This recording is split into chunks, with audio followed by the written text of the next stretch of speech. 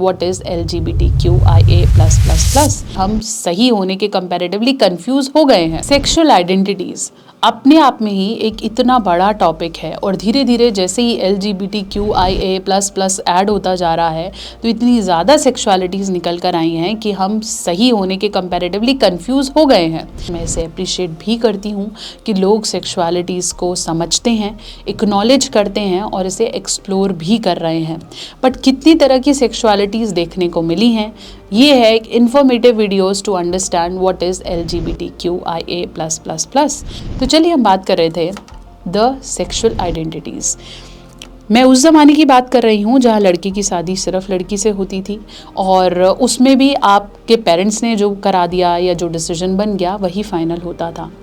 जेन जीज और मिलेनियल्स आजकल इन्हीं आइडेंटिटीज़ से जूझ रहे हैं। जब धीरे धीरे हम अपनी सेक्सुअल आइडेंटिटीज़ को समझे तो हमें समझ में आया कि बहुत बार हमारा इंटरेस्ट किसी ऐसे इंसान की तरफ आता है जो कि हमारे जेंडर से ऑपोजिट नहीं है, जिसे हम हेट्रोसेक्सुअलिटी कहते हैं।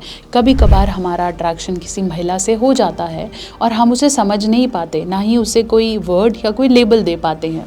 इसलिए जेंडर आइडेंटिटीज़ एग्जिस्ट करती हैं, पहले तो समझना ज़रूरी है।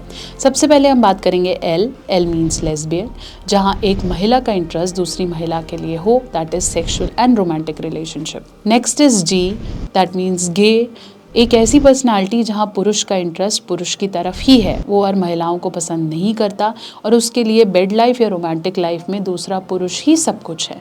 फिर हम बात करेंगे B, that is bisexuality, ऐसी सेक्शुअलिटी जहाँ महिला और पुरुष दोनों के लिए आपको बराबर की फीलिंग आती है। फिर हम बात करेंगे टी, दैट इज़ ट्रांसजेंडर, ये वो लोग हैं जिनको जो जेंडर बचपन से भगवान ने दिया है वो उससे ऑपोजिट फील करते हैं।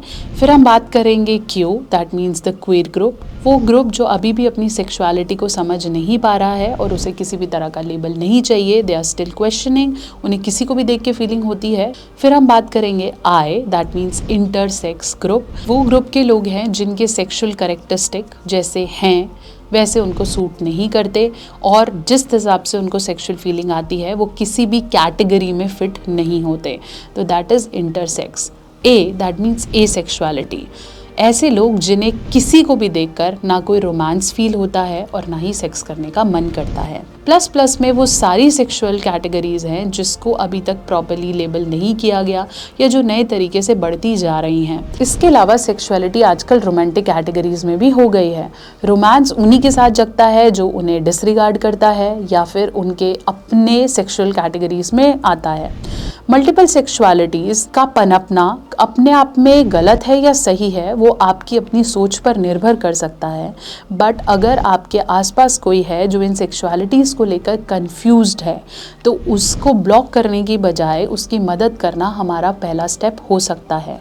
अगर आपके आसपास कोई ऐसा कहे कि मुझे ऐसा लगता है मेरी पुरुष को लेकर या महिला को लेकर फीलिंग नहीं है, या फिर मुझे किसी को भी देखकर फीलिंग नहीं होती, या मुझे पता नहीं क्यों उसी बंदे को देखकर फीलिंग होती है बाकी किसी को देखकर नहीं होती, तो मतलब कन्फ्यूजन्स हैं।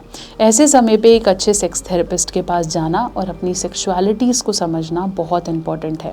बहुत बार ये सेक्सुअलिटी किसी इन्फ्लुएंस के कारण भी चढ़ जाती है कि इन्फ्लुएंस हुआ या फिर कुछ ऐसी चीज़ें जो जन्म से हैं और आप उसे बदल नहीं सकते। समझदार बनिए और इस पर्टिकुलर आइडेंटिटीज़ को समझने में सपोर्ट करें। आशा करती हूँ मेरी वीडियो आपके डाउट्स को क्लियर कर पाई है। चैनल पे नए हैं सब्सक्राइब करें और ऐसी और वीडियोज़ के लिए हमारे साथ जुड़े रहें।